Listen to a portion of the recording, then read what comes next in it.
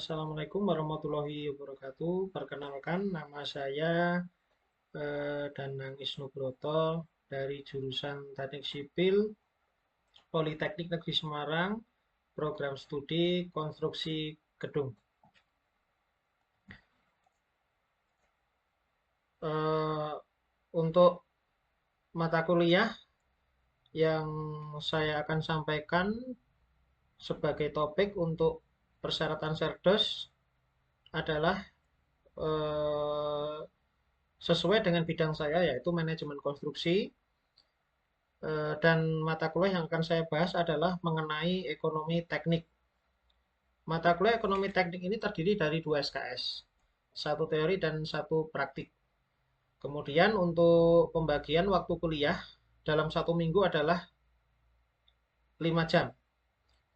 Kemudian untuk penjelasan dari mata kuliah ekonomi teknik, yaitu mata kuliah ekonomi teknik ini adalah memberikan pemahaman dasar tentang konsep nilai waktu dari uang dan aplikasinya dalam pengambilan keputusan finansial pada prekonstruksi. Mahasiswa akan mempelajari berbagai metode analisis ekonomi seperti present worth, future worth, menghitung IRR, menghitung NPV, menghitung analisis titik impas dan sensitivitas, dan menganalisis menggunakan sistem analisis penggantian, serta mempertimbangkan faktor inflasi dan siklus hidup proyek.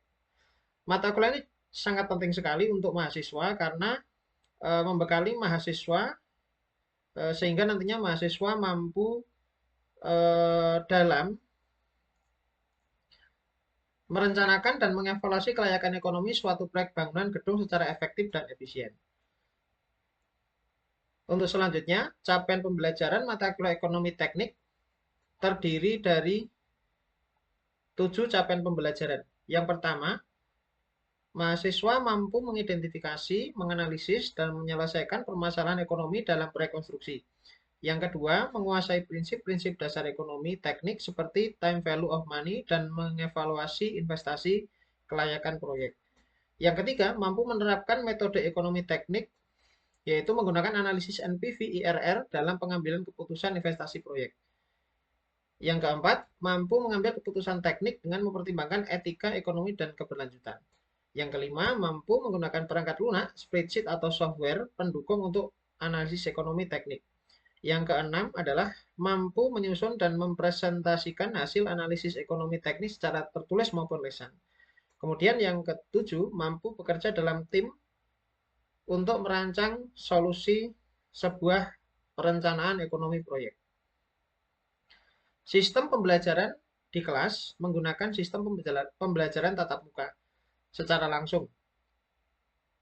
Kemudian untuk pengiriman materi perkuliahan di jurusan kami di program studi konstruksi gedung, kami sudah menggunakan sistem El Nino sehingga mahasiswa dengan mudah akan mengakses materi tersebut.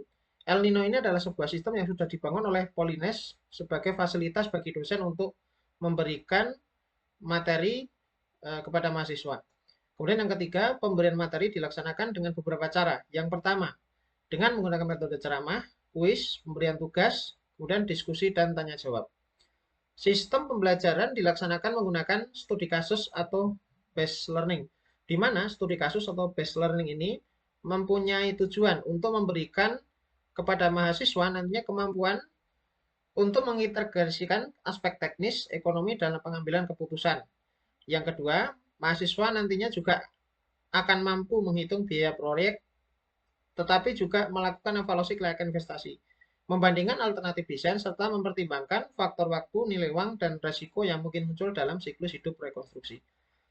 Yang ketiga, mahasiswa diharapkan lebih bijak dan logis dalam memilih solusi pemilihan investasi kelayakan proyek. Tidak hanya berdasarkan harga terendah, namun juga berdasarkan nilai guna dan efisiensi jangka panjang. Pembekalan kepada mahasiswa dengan project based learning ini nantinya diharapkan agar mahasiswa menjadi lulusan yang kompeten, bertanggung jawab, dan mampu bersaing di dunia industri konstruksi yang dinamis. Untuk selanjutnya, penilaian ekonomi teknik didasarkan menggunakan peraturan akademik, yaitu perak, dimulai dari rentang A sampai dengan E. Kemudian untuk komponen penilaian terdiri dari 3 aspek penilaian. Yang pertama adalah aspek kognitif sebesar 33%, aspek afektif sebesar 33%, aspek psikomotorik sebesar 33%. Aspek kognitif yaitu penilaian yang didasarkan pada pemahaman secara teori. Aspek afektif penilaian yang didasarkan pada keaktifan mahasiswa dan kerjasama di kelas. Aspek psikomotorik yaitu penyampaian mahasiswa terkait teori yang diwujudkan dalam praktik. Mungkin itu saja yang bisa saya sampaikan mengenai RPS dan CPL untuk mata kuliah ekonomi teknik. Untuk selanjutnya akan saya lanjutkan untuk video pembelajaran mata kuliah ekonomi teknik. Sekian dan terima kasih. Judulnya ditulis ya.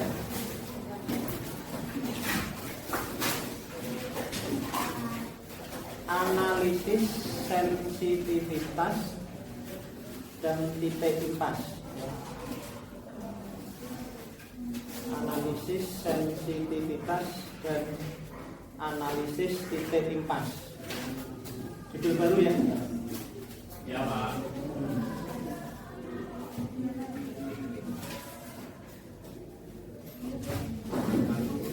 Sensitivitas dan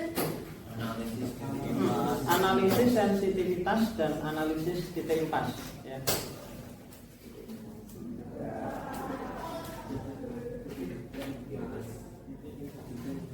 Titik impas ya. Kamu tulis bawahnya ya. Saya mulai dari analisis titik impas dulu ya. Analisis titik impas adalah ya. Analisis titik impas adalah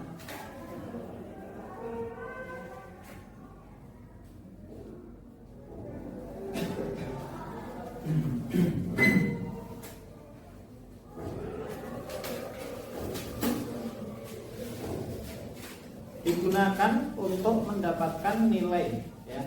Analisis titik impas adalah digunakan untuk mendapatkan nilai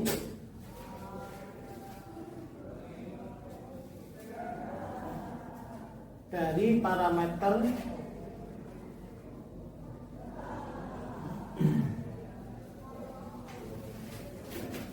yang menyebabkan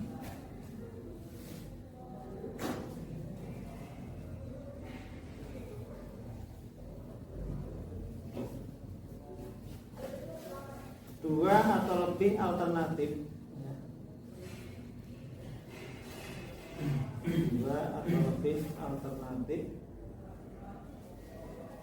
dianggap sama baiknya.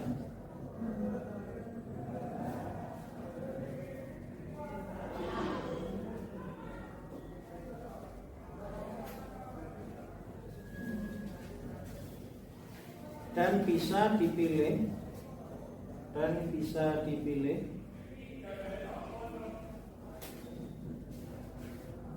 salah satu di antaranya. Titik.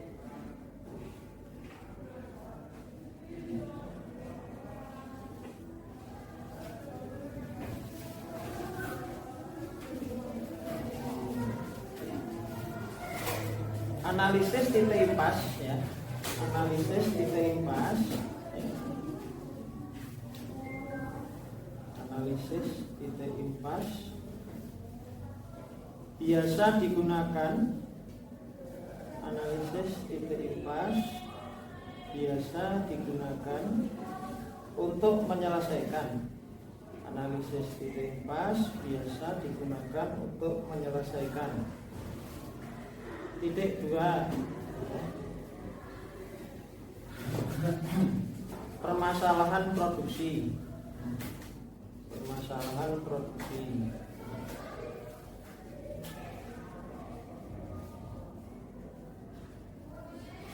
Yang kedua, pemilihan alternatif investasi. Pemilihan alternatif investasi. Dan keputusan buat beli ya. Keputusan buat beli T ya.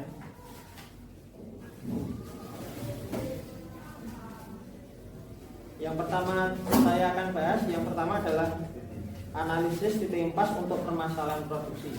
Saya ke papan tulis ya. Kita yang pertama nih ya, analisis titik impas ya. Analisis titik impas.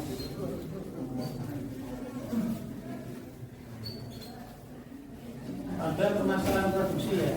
Ada permasalahan produksi.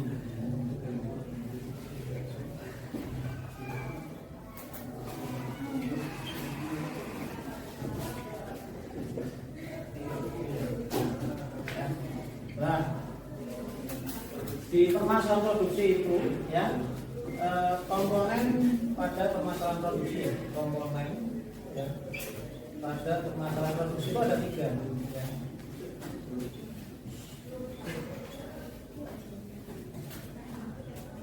Itu ada 3 sih ya, ini perlu ada dulu. Yang pertama itu ada namanya biaya tetap ya. Biaya tetap atau nama Inggrisnya adalah fixed cost. Ini adalah biaya yang besarnya tidak dipengaruhi volume ya. Ini adalah biaya yang besarnya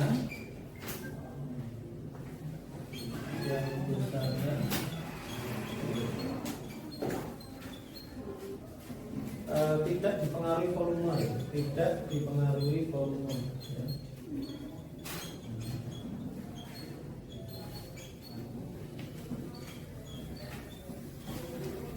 Terus yang kedua itu ya, ada namanya biaya variabel ya. Biaya variabel atau variabel cost ya. Ini variabel cost. Ini adalah biaya yang tergantung pada volume produksi. Biaya yang besarnya tergantung pada volume produksi. Tergantung pada volume produksi ya.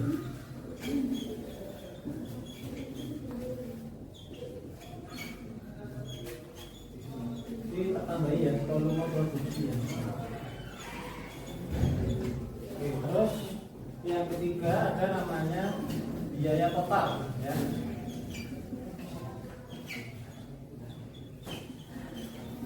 Biaya total atau total cost ya. Total cost itu pengertiannya adalah ya, jumlah biaya tetap dan biaya variabel ya. Jumlah biaya tetap dan variabel.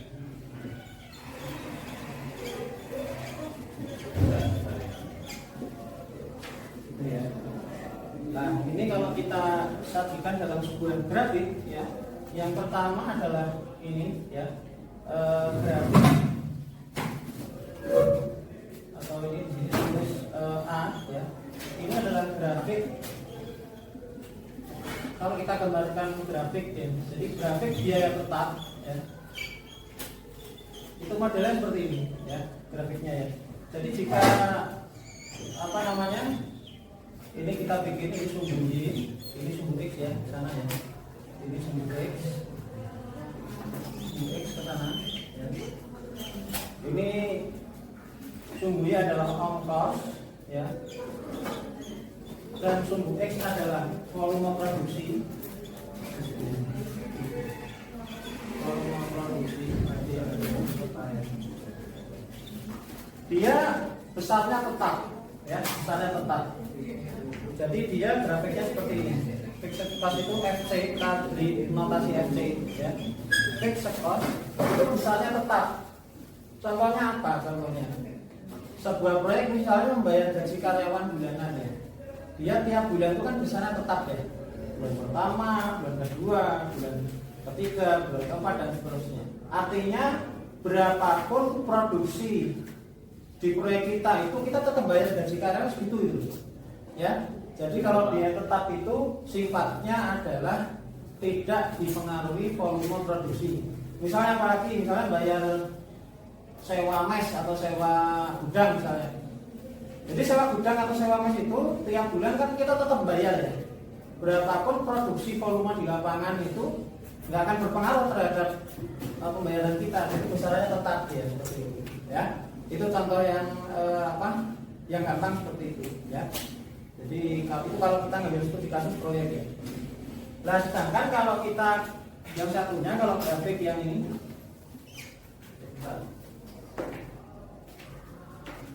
yang satunya kalau grafik yang kurva grafik biaya ini, biaya variabel ya, ini grafik biaya variabel itu bergantung dari volume yang dicapai gitu ya. Jadi ini misalnya ada sumbu X di sini, sumbu X, sumbu Y, sumbu X ya, sumbu X, ini sumbu Y, gitu ya. Jadi ini ya, ini misalnya volume produksinya ya di sini ya, volume produksi. Jadi di sini ongkos. Misalnya kita produksi misalnya ini pengecoran misalnya di lapangan. Jadi pengecoran itu misalnya kita hari pertama misalnya 10 kubik ya, hari kedua misalnya ngecornya 20 kubik, hari ketiga misalnya 30 kubik. Semakin lama dia akan semakin naik grafiknya. Jadi dia ada hubungannya dengan volume. Jadi semakin banyak volume yang dicapai, maka biayanya semakin tinggi. Ya, kalau kita gambarkan seperti ini dia. Nah, grafiknya kayak gini ya. Jadi ini fixed cost kita kasih notasi FC. Variable cost ya. Kita kasih notasi FC, PC ya, PC ya. PC ya. Variable cost. Ya, seperti itu. Sedangkan yang ketiga, kalau grafik biaya total itu kalau kita gambarkan akan seperti ini dia. Grafik biaya total ya, ini ya. Biaya total. Ini sumbu X, ini sumbu Y ya. Seperti ini. Kalau kita notasikan ini ongkosnya gini ya. Kemudian di sini adalah volume produksi. Volume produksi di sini. Nah, kalau kita visualisasi ke grafik akan jadi seperti ini. PC-nya kan di sini ya. PC-nya kan di sini. Kemudian fixed cost-nya di sini, ya kan? Ini biar tidak terlalu tinggi ya, saya coba aja. PC-nya di sini misalnya.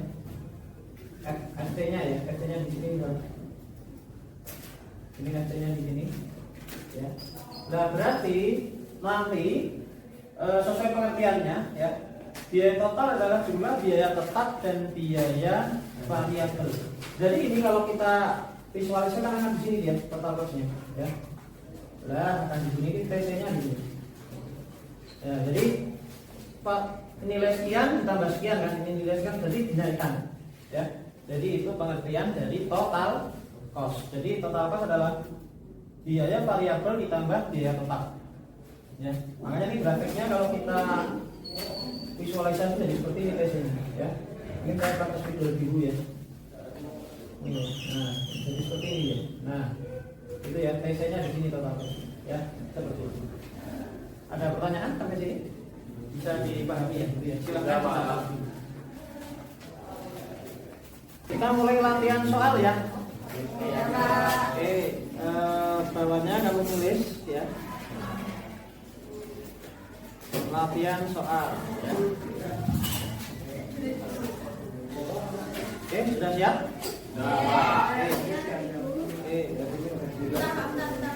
Oke, saya tunggu oke.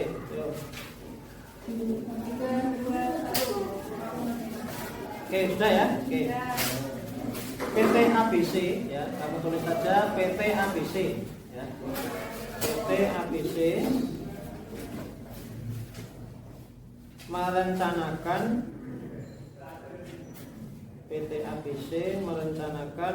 membuat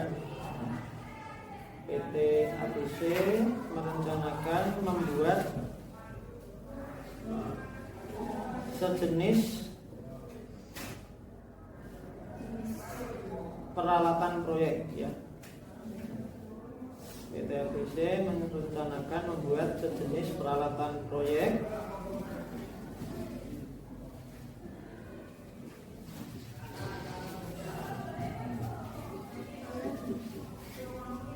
titik ya. Oke.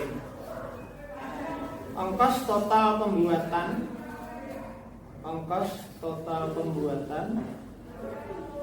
10.000 alat. Ongkos total pembuatan 10.000 alat per bulan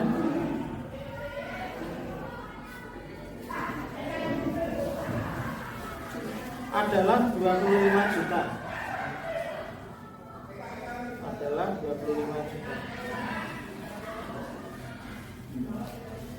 Dan ongkos total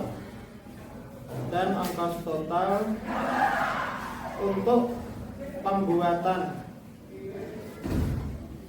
15.000 alat dan ongkos total untuk pembuatan 15.000 alat per bulan adalah 30 juta. Titik ya.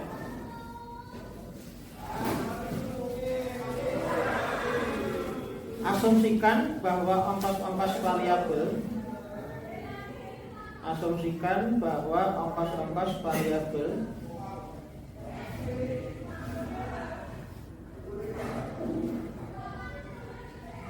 sebanding dengan jumlah sabun yang diproduksi, sebanding dengan jumlah alat ya tadi ya. Sebanding dengan jumlah alat yang diproduksi. Sebanding dengan jumlah alat yang diproduksi. Titik ya. Oke. Hitunglah ya. Hitunglah. Titik 2. Yang pertama, ongkos variabel per unit. Ongkos variabel per unit. Ongkos variabel per unit dan ongkos tetapnya.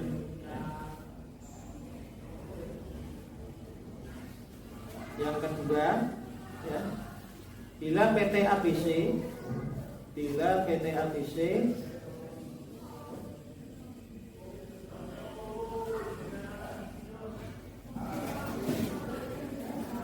menjual alat tersebut, ya,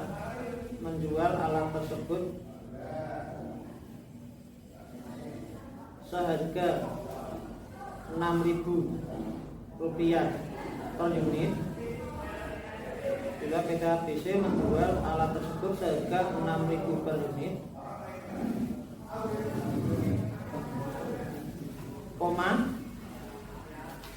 berapa yang harus diproduksi per bulan? Berapakah yang harus diproduksi per bulan agar perusahaan tersebut berada pada kondisi impas, ya.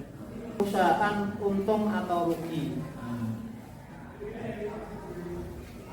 Silakan dikerjakan.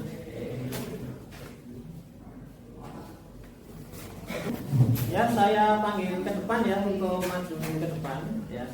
Ini absen 18.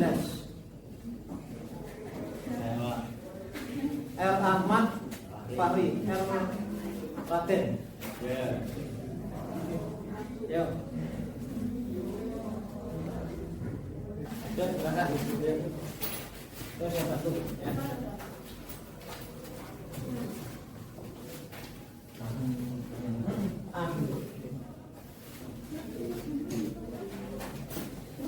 Ongkos variabel per unit. Nyari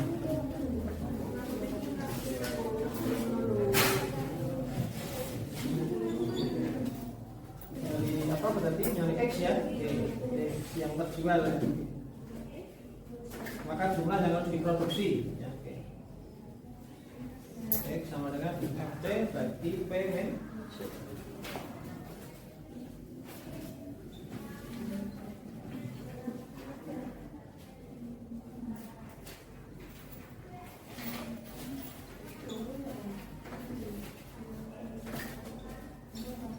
unit. Bawahnya tulis, jadi bawahnya jadi volume produksi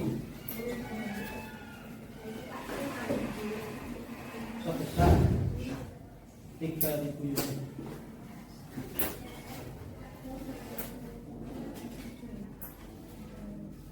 Unit per bulan.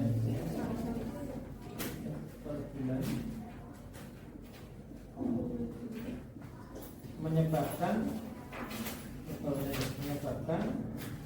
perusahaan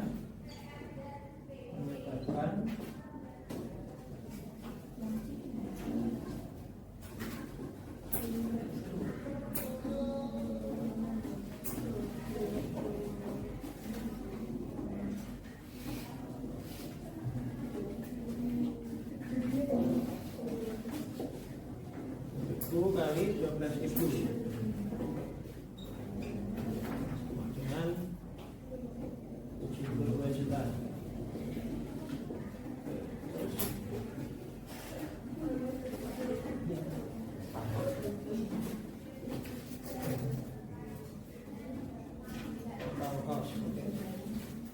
Total cost.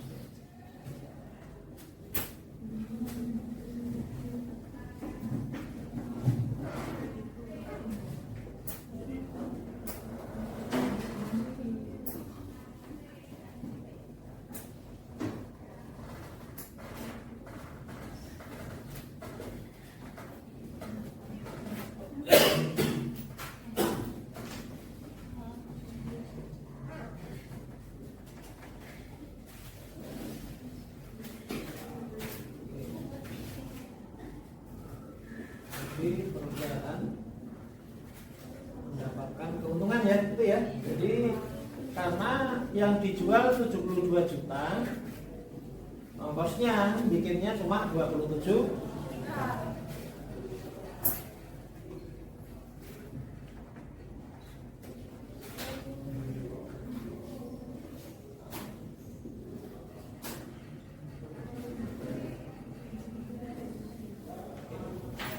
Itu ya. Oke, terima kasih ya, Dik. Oke, sip. Oke. Mungkin sampai sini dulu ada pertanyaan nggak? Kalau tidak ada, mungkin kita cukupkan untuk pertemuan kita siang ini. Semoga ilmunya bermanfaat. Amin. Assalamualaikum warahmatullahi wabarakatuh. Waalaikumsalam warahmatullahi wabarakatuh.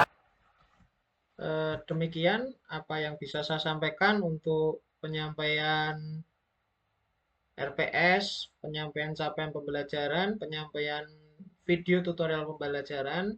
Semoga semua yang saya sampaikan bisa bermanfaat bagi dunia akademik dan bagi masyarakat pada umumnya. Terima kasih. Wassalamualaikum warahmatullahi wabarakatuh.